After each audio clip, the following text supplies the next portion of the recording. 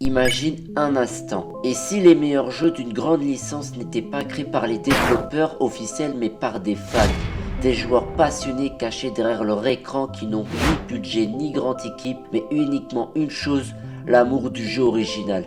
Et parfois cet amour dépasse le travail des créateurs eux-mêmes.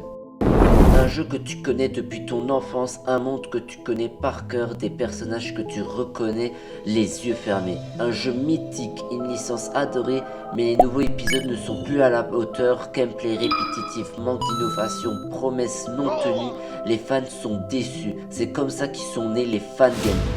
On y retrouvait nos licences préférées, mais réinventées, parfois maladroites, parfois géniales, mais toujours sincères. Ils ne sont pas contentés d'honorer l'original, ils l'ont dépassé. Plus innovant, plus respectueux, plus ambitieux, parfois que les vrais jeux officiels.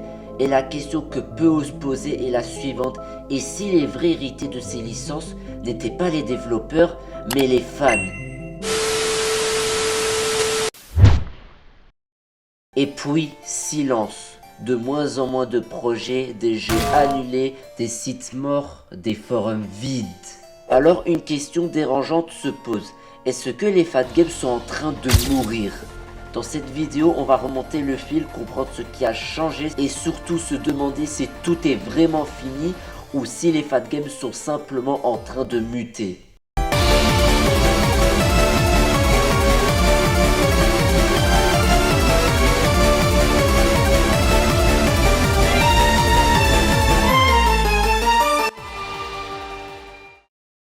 Mais d'abord, c'est quoi un fangame ? Allez, ferme ta gueule! Ouais, dis pas. Tu vas où comme ça? Un fangame est un jeu vidéo créé par des fans basé sur un univers, des personnages ou des règles d'un jeu existant. Il n'est pas officiel et pas fait par l'entreprise originale. En clair, c'est fait par des passionnés inspirés d'un jeu connu et il est créé avec des moteurs comme RPG Maker, Unity ou Game Maker. Mais on en parlera de ça plus tard, comme par exemple Pokémon Uranium, AM2R ou les fangames Sonic ou Undertale qui sont très nombreux et parfois de grande qualité. Ça c'était la théorie. Maintenant d'où vient l'origine des fangames ? Faut qu'on retourne jusqu'à les années 90. Cette année-là c'était la sortie de la Game Boy, de la série Friends et de cette musique de merde. Leave me alone!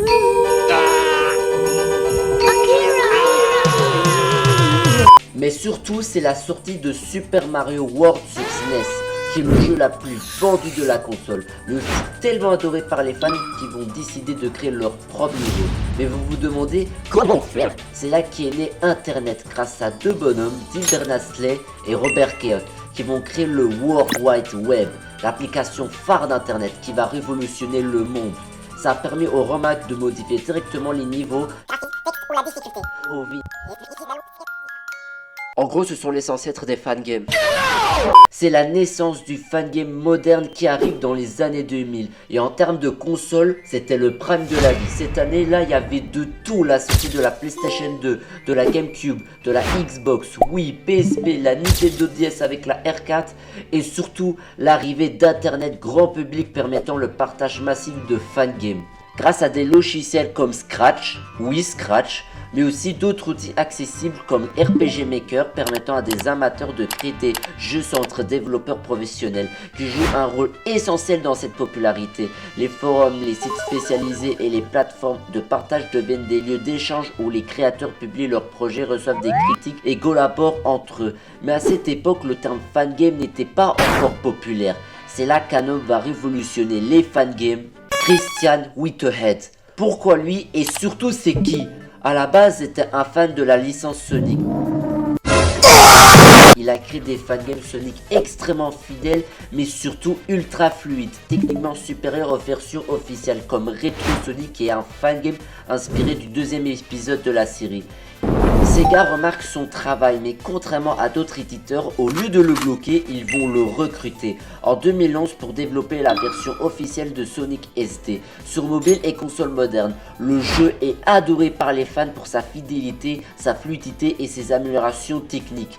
Mais c'est pas fini, car en 2017, il va développer Sonic Mania en collaborant avec d'autres créateurs issus de la scène fangame comme Headcanon et Pajoka West Game.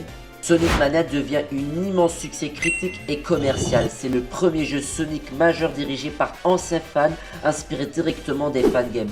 Christian Whitehead est considéré comme le symbole du passage du fangame à l'officiel. Il a changé la manière dont l'industrie perçoit les créateurs amateurs. Et il y en a un, à lui tout seul, il va révolutionner le monde du jeu vidéo, surtout indépendant. Je parle bien de Scott Cawthon. Oui, c'est pas un fangame, mais vous allez comprendre plus tard. Déjà de base, Scott Cawthon, avant de faire FNAF, il faisait des jeux de merde pour enfants selon certaines critiques car les personnages étaient sans âme et terrifiants, même s'ils avaient pas tort. Mais plutôt que d'abandonner, Scott Cawthon a une idée brillante. Il s'est dit, et si je faisais un jeu de rôle? C'est ainsi qu'est née l'idée animatronique inspirée de lieux comme Chic Cheese avec une ambiance sombre et inquiétante.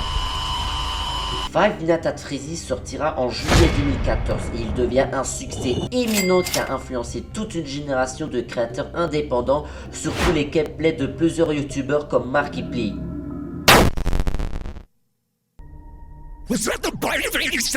Qui a donné naissance à plusieurs épisodes de la franchise. Si vous mélangez tout ça, vous pouvez constater que la communauté est en feu quand il s'agit de créer des fangames. Car on a eu tellement de classiques que même le créateur l'a approuvé et même mis dans le lore de la série. Comme si c'était pas assez compliqué. Mais pourquoi je vous parle de ça? Car si les fangames commencent à être moins nombreux, le problème est-ce vraiment les éditeurs qui bannissent les fangames ou juste les créateurs qui préfèrent juste créer leur propre univers? On est le 15 septembre 2015 et il y a un jeu indépendant qui vient de sortir développé par une seule personne, Toby Fox. Vous connaissez la suite, le jeu devient un succès mondial avec plus de 7 millions de copies vendues et surtout beaucoup de fangames. Il n'est pas le seul car en termes de jeux indépendants, on a eu beaucoup dans le passé, même récemment avec Clair Obscur et Silksong. Le point commun de ces jeux, c'est qu'ils sont très connus par les joueurs et surtout, je me répète, ils sont indépendants. Et c'est sûrement ça qui a causé la mort des fangames car aujourd'hui, les moteurs de jeux sont devenus accessibles, les plateformes de distribution se sont ouvertes et surtout, créer son propre jeu est devenu possible. Aujourd'hui, un développeur passionné a un choix à faire. Travailler des années sur un fangame qui peut être supprimé du jour au lendemain ou créer un jeu indépendant qui peut être vendu, financé ou soutenu. Et ce choix, beaucoup l'ont fait. Mais pourquoi certains éditeurs bannissent les fangames alors que dans le passé on avait déjà des nominations pour des jeux indépendants dont deux qui sont des fangames comme Pokémon Uranium et AM2R avant d'être supprimés par Nintendo pour copyright. À la base ça peut paraître incompréhensible mais en réalité il y a plusieurs raisons et ils ne sont pas toujours aussi méchantes qu'on l'imagine. Enfin pour certains éditeurs. La première raison, et il est logique, le droit d'auteur. Un éditeur est obligé de protéger sa licence. S'il laisse passer trop de projets non officiels, il peut perdre une partie de ses droits ou créer un précédent juridique dangereux. Pour un éditeur, ne rien faire, c'est parfois plus risqué que d'interdire. Mais t'as certains qui abusent trop de ces droits, comme Nintendo qui adopte une politique très stricte contre les fangames, principalement axée sur la protection juridique et le contrôle de la marque qui considère que l'utilisation de ces personnages et de ces univers dans des jeux non officiels constitue une violation de ses droits d'auteur. Et si vous connaissez bien Nintendo, vous savez qu'il n'y a pas que les fangames qui bannissent, même les émulateurs avec Yuzu et Sidra en mars 2024.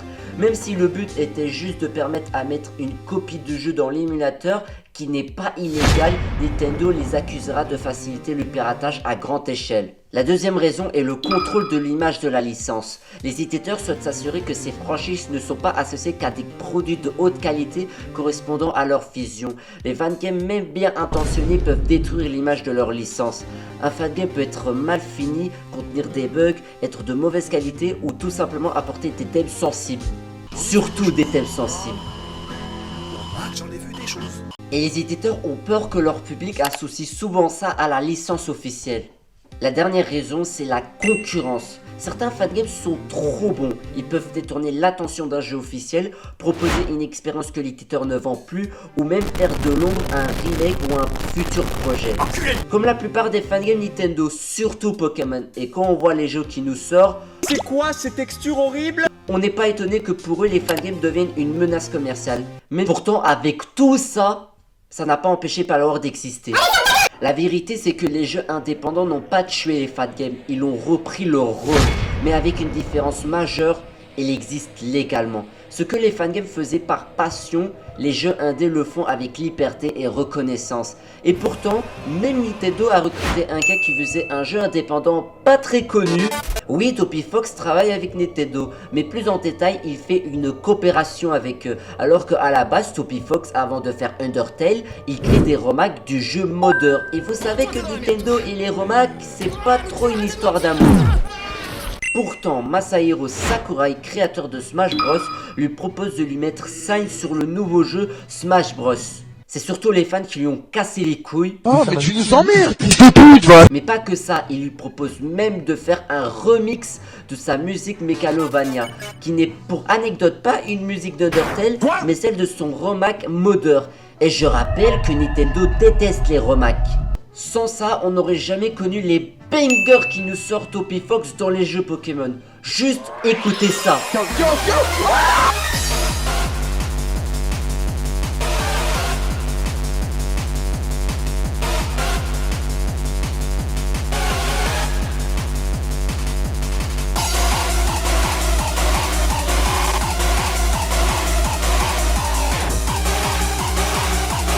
Bien dessus, il y a une super bonne ambiance.